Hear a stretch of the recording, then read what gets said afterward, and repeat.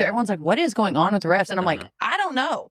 And you finding me $500 is not going to do. This was the pushback Caitlin Clark's fans had been begging for, and Sophie Cunningham delivered more than anyone expected. She wasn't just Clark's enforcer, she became the voice of frustrated fans everywhere, and the league office's biggest headache. As the 2025 season rolled on, Sophie's patience evaporated. Every cheap shot on Clark, every no call from refs, every fine tossed her way, none of it shut her up. Instead, she went harder at officials, the media, her former teammates, and even the league itself. Nobody was safe. And that's what should scare the WNBA, because this is just the beginning. What started as protecting Clark has evolved into Sophie rewriting the script, one fearless moment at a time. Just the competitor that I am. I'm fierce, I'm sassy. I stick up for my teammates, stick up for myself. And so sometimes I think that's okay to be feisty and to be yourself. When Sophie Cunningham joined the Fever, fans expected toughness, and she delivered, but with even more than they bargained for. She wasn't just feisty, she showed a rare, authentic loyalty to Caitlin Clark that fans noticed instantly. While the league downplayed Clark's rise,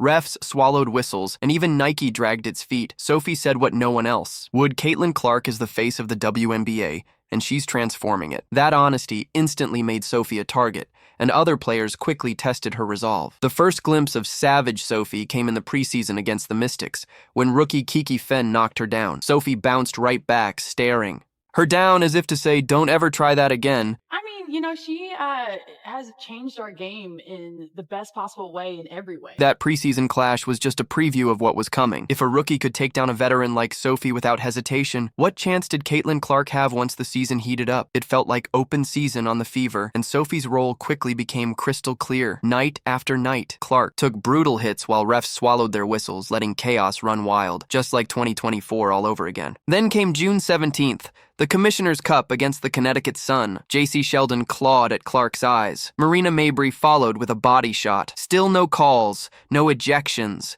no protection. That's when Sophie Cunningham snapped. And, in that instant, she delivered a response so fierce it instantly became legend among Caitlin Clark's fans. A moment of pure catharsis for a fan base fed up with watching their star get targeted. Look, you go down into the trees and things happen. And Kiki or Iffin right there, they had an extra little shove. She's just like, what I do? Well, you kind of go up, and then Sophie Cunningham pops right up and has a lot to say. Finally, payback. After months of seeing Caitlin Clark take hits with no protection, Sophie snapped. Headlock, shove, and a dare. Do something. This wasn't just fiery energy. It was a full switch flip. And afterward, Sophie made it clear. It wasn't about one play. It was about respect. Mabry. That's a flagrant foul.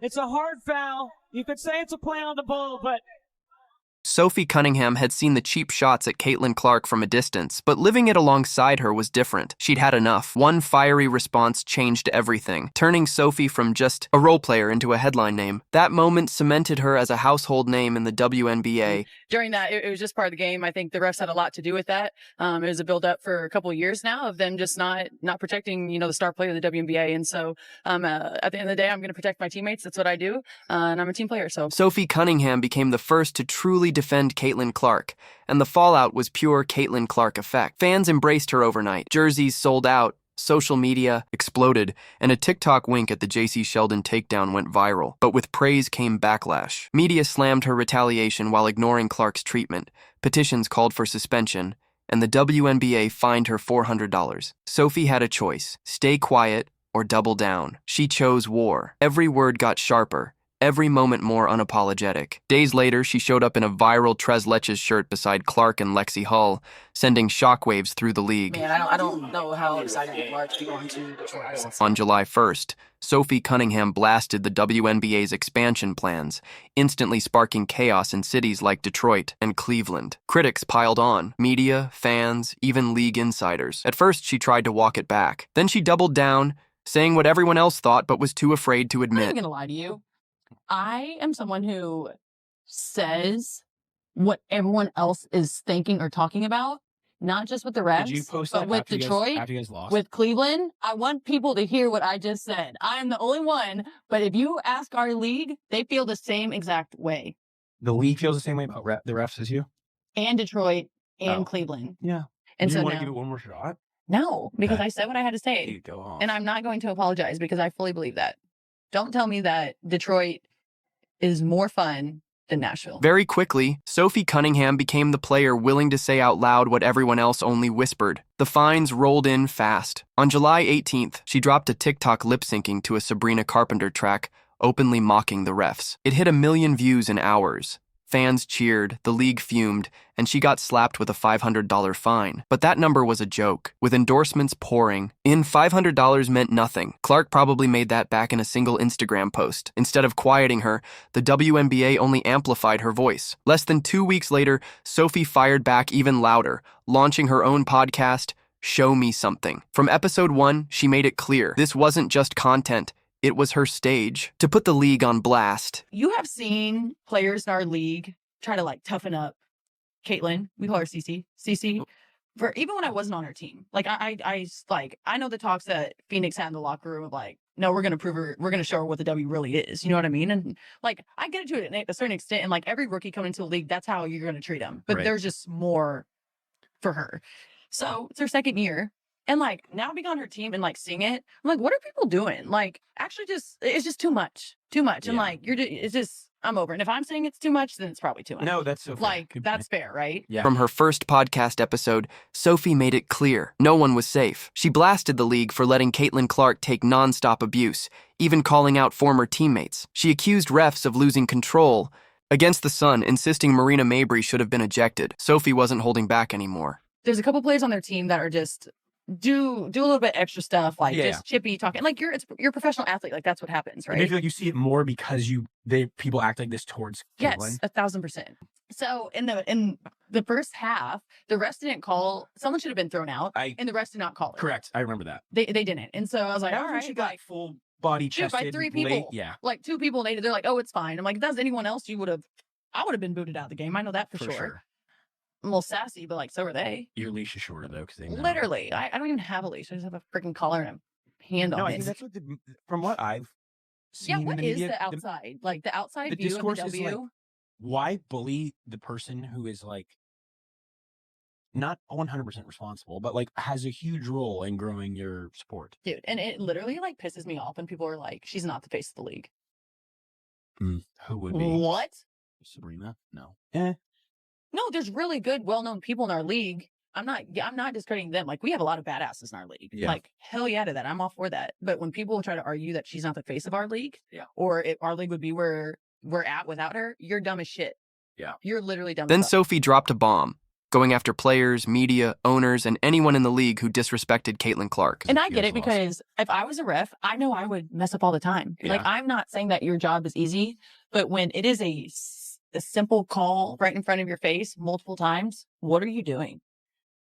What are you doing? What call are you like bugged out? All of them. Everything. Like it's just like they're just so inconsistent. Like that's my thing. Like if you're on the other team and you're gonna be finding the shit out of me, cool. But let me do it to you. Let you, You know what I mean? Like consistency then. Yeah, like just give. And I think that's players across the league and like new fans across the country. Like everyone's like, what is going on with the refs? And I'm like, I don't know. And you finding me $500 is not going to do shit. Talking about like our first week, what people had to say. Well, the WNBA fined me. No! You got fined for episode 1? Dude, they fined me $1,500. I'm like, what? I'm like, this is just the beginning. I was like, you're kidding. Oh, way. I was like, I even told them, I even credited them that their job was hard. I did say that. And I said that I would not be good at it. I did say that. Like, look at the whole picture. What are we doing? That fine didn't slow Sophie down, just like she promised. In the very same podcast, she went further, calling out her former teammate and mentor, Dana Bonner, over her ugly exit from Indiana. The timing? Brutal. Just 2 days later, Sophie faced Bonner on Phoenix's court. So, like, she deserves her flowers. She deserves to be happy.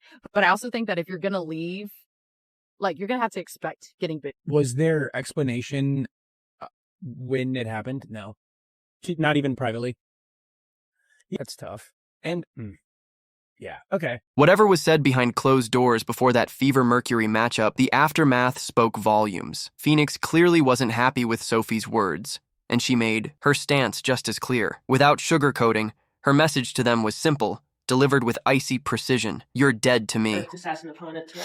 Yeah, AZ was good to me, but I'm way happier where I'm at now. It was good to see people. It was fun to play in front of some fans. But for me, I'm way happier in Indiana. Then Sophie flipped into full savage mode, breaking one of the WNBA's unspoken rules. She attacked the refs. On her August 13th podcast, she blasted their white glove treatment of Paige Buchers, calling it outrageous special treatment. No hedging, no sugarcoating. Sophie said it straight and absolutely torched them. Hey, another thing, I don't know why this reminded me of just like games, you asking about Bria, but I'm officially 3 for 3 on being fined by the WNBA. Holy shit. For this? For the pod? Again? They didn't like my comments on Paige Beckers. No way. I didn't even say anything bad.